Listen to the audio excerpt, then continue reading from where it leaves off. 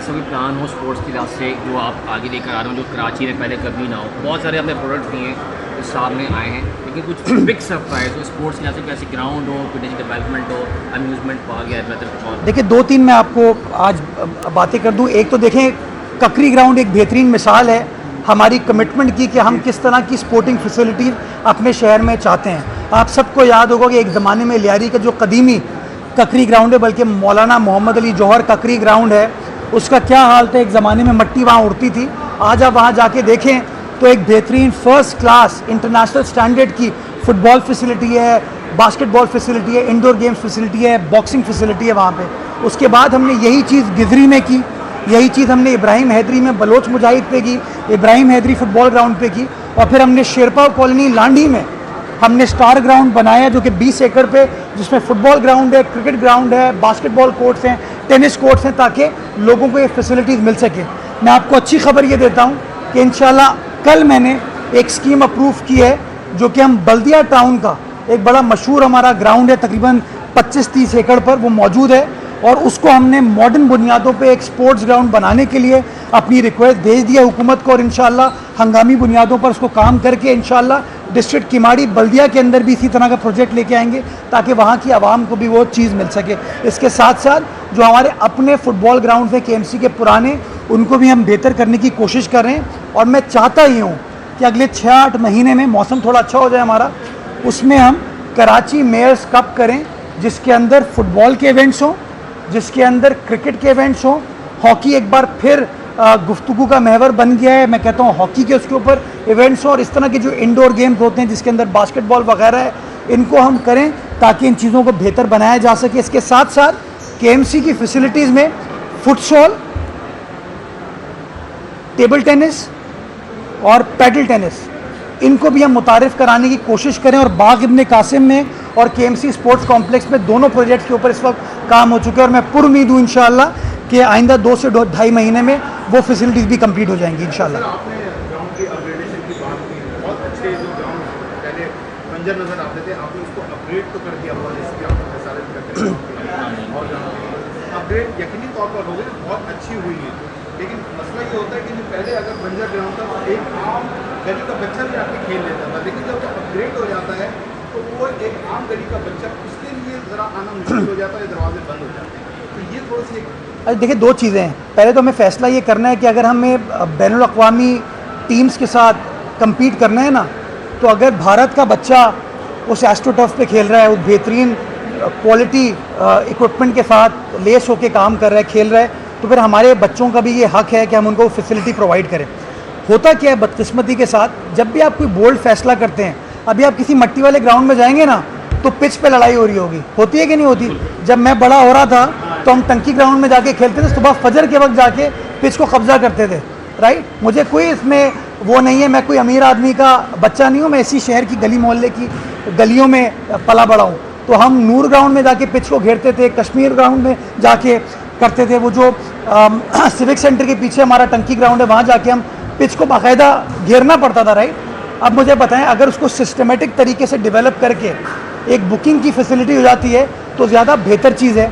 हम कर ये रहे हैं कि वो जो ग्राउंड्स हैं उसमें जो लोकल बच्चे हैं उनके लिए रेट्स को कम रखेंगे, और जो बाहर से टीमें आती है वो प्रीमियम अदा करें ताकि ग्राउंड को मेंटेन किया जा सके। लेकिन मैं ये गुजारिश करना चाहूँगा कि इन ग्राउंड्स को बनाने की एक कॉस्ट है जो हुकूमत बेयर कर लेती है, लेकिन इनको सस्टेन करने के लिए, इनको मेंटेन करने के लिए हम शहरियों को अपना किरदार अदा करना है, और वो तभी हो सकता है जब पब्लिक प्राइवेट पार्टनरशिप होगी, जब ग्राउंड्स की बुकिंग होगी, ट्रांसपेरेंट तरीके से वो पैसे अकाउंट में आएंगे, और फिर उन पैसों को उसी ग्राउंड की अपकीप के लिए, मेंटेनेंस के लिए इंशाल्लाह खर्च किया जाएगा। डॉक्टर साहब कुछ कहना चाह रहे थे? बहुत बहुत शुक्रिया। आप जिस तरीके से कराची में जो तब्दीलियाँ आ रही हैं हालिया तौर पे, उसमें लोग देख रहे हैं कि एक मज़बूत तब्दीली आ रही है, काफ़ी सतहों पे, मुख्तलिफ स्टेजेस पे काफ़ी क्या कहते हैं चीज़ों को बढ़ाया जा रहा है। जैसे आपने कहा कि मुख्तलिफ़ किस्म के ग्राउंड्स बने हुए हैं, मुख्तलिफ स्पोर्ट्स कॉम्प्लेक्स बनाए जाएंगे। मेरे आपसे गुजारिश ये है कि हमको उन बास्केट कम अज़ कम जिसको मैं खेल से मेरा ताल्लुक़ है, और बास्केटबॉल हमारे कुछ जैसे कोर्ट हमारी नज़र में है, जो कि आज के डिलेपिटेटेड कंडीशन में है, रन डाउन है। अगर हमें उसमें मामनत मिलेगी, ताउन होगा, आपको हमें सपोर्ट मिलेगी, तो हम चाहते हैं कि उनको एक कमेटी के थ्रू, जिसके चेयरमैन क्या कहते हैं मेयर साहब हो, हम उनको आपकी मदद से, अपनी मदद से जो मैं कर सकता हूँ, हमारे दोस्त कर सकते हैं, उनको दोबारा असर नो उनको प्लेएबल बनाया जाए। बिल्कुल सही। क्योंकि ये जो है ना बना के छोड़ जाना और फिर वो ख़राब हो जाना, उससे जो है ना हमारे जो है ना काफ़ी जो है उसमें एक फाइनेंशियल बर्डन हो जाता है, ठीक है ना। तो जो बने हुए उसको बहुत सस्ते, मैं डॉक्टर साहब आपकी 3-4 है मेरी नज़र में, आपको बताऊँगा मैं। डॉक्टर साहब मेरी कमिटमेंट है कि आप जगह आइडेंटिफाई करें, मैं करके दूँगा। वो जगह इंशाल्लाह केएमसी आपके साथ पब्लिक प्राइवेट पार्टनरशिप प्रोग्राम के ज़रिए उसको चलाएगी। और मैं आपका शुक्रगुजार हूँ क्योंकि मीडिया में चाहूँगा ये दिखाएं आप। मैं कराची के हर बड़े बिजनेसमैन को, बड़े डॉक्टर को, बड़े इंजीनियर को, बड़े वकील को, बड़े जज को, बड़े अफसर को ये ऑफ़र करना चाहता हूँ कि हमारी पब्लिक स्पेसेस को हमें प्रोटेक्ट करने के लिए मैं आपके साथ तैयार हूँ। जिस तरह डॉक्टर साहब आगे आ रहे हैं कि हाँ 3-4 बास्केटबॉल कोर्ट्स हम अडॉप्ट कर सकते हैं ताकि हमारे बच्चियों को वो फैसिलिटी मिले।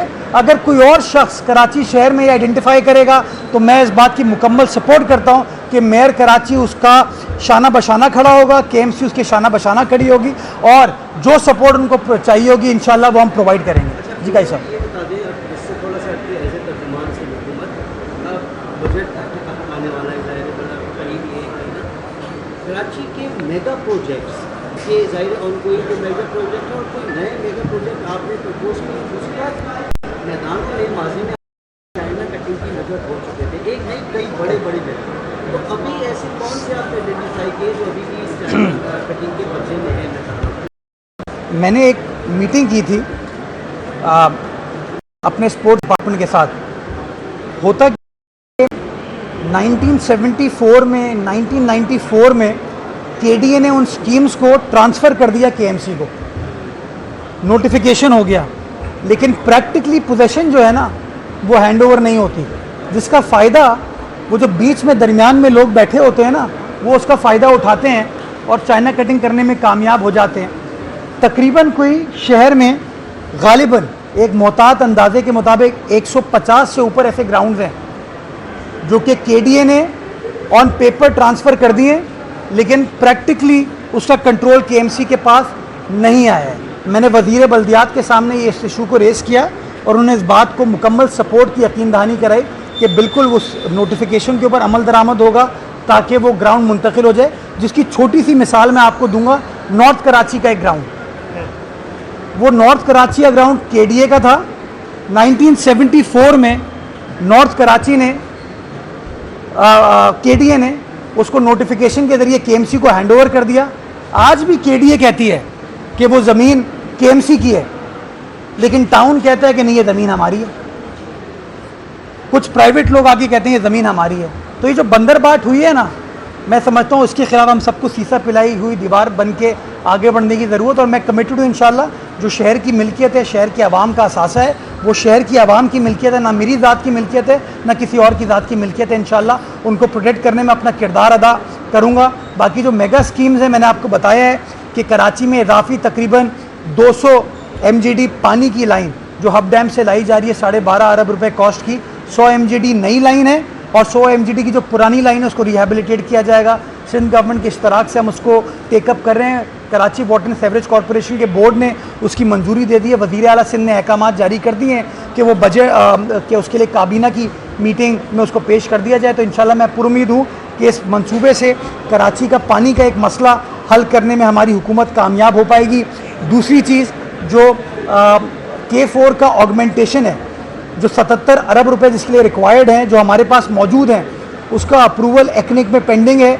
जैसी वो अप्रूवल होता है उस ऑगमेंटेशन के प्रोजेक्ट के ऊपर भी काम हो जाएगा, जिससे K4 का जो 260 MGD पानी है, यानी कि 26 करोड़ गैलन यौमिया पानी है, उसको कराची शहर में किस तरह तरसील करना है, उसका सिस्टम जो इन प्लेस करना है, उसके ऊपर भी काम स्टार्ट कर दिया जाएगा। 77 अरब रुपए का प्रोजेक्ट है जो कि पाकिस्तान पीपल्स पार्टी की सिंध हुकूमत कराची वाटर सीवरेज कॉरपोरेशन के ज़रिए इंशाल्लाह खर्च करेगी, जिसका फ़ायदा एक आम कराची वाले को, बल्कि आम ख़ास हर तरह के कराची में बसने वाले इंसान को होगा। इसी तरीके से रोड इंफ्रास्ट्रक्चर है, ग्राउंड्स हैं, पार्क्स हैं, इनके भी प्रोजेक्ट्स हैं जिनके ऊपर इंशाल्लाह काम हो रहा है और आप देखेंगे आइंदा माली साल में ये वादे डिफरेंस कराची वालों को नज़र आएगा। सर एक छोटा सा मुख्तर, असल में कराची में हुक्मरानी है किसकी? आपके पास तो बड़ी कम ज़मीन के अख्तियार है, बाकी तो मुख्तलिफ इदारे, उसको किस तरह हम एक अंडर हुक्मरानी अल्लाह ताला की है और अल्लाह ताला ने आइन के मुताबिक, हमारा आइन कहता है कि अल्लाह के बाद अवाम की हुक्मरानी है और अवाम की हुक्मरानी जो है वो उसके चोजन रिप्रेजेंटेटिव्स के ज़रिए की जाती है। हमारे आइन के प्रियम्बल में लिखा हुआ है।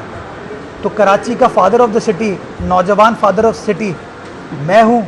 मेरे नौजवान चेयरमैन बिलावल भुट्टो जरदारी साहब ने मुझे ये टास्क दी है, ज़ीरक सियासतदान जरदारी साहब ने मुझे ये टास्क दिया। तो इंशाअल्लाह कानून के मुताबिक अपनी ज़िम्मेदारी को समझते हुए कि एक बाप की ज़िम्मेदारी जो शहर के लिए होती है वो निभाने की मैं पूरी कोशिश कर रहा हूँ, करूँगा और इंशाअल्लाह करता रहूँगा। और जहाँ जहाँ कराची का मुकदमा लड़ने की ज़रूरत है, कराची की आवाम का मुकदमा लड़ने की ज़रूरत है, वो कागजात फेंक कर नहीं, दलील के साथ कराची वालों का हक़ अदा करूँगा इंशाअल्लाह, चाहे वो अदालत के सामने करना पड़े, चाहे हुकूमत के सामने करना पड़े या आप जैसे मीडिया के दोस्तों के सामने करना चाहिए। बहुत शुक्रिया।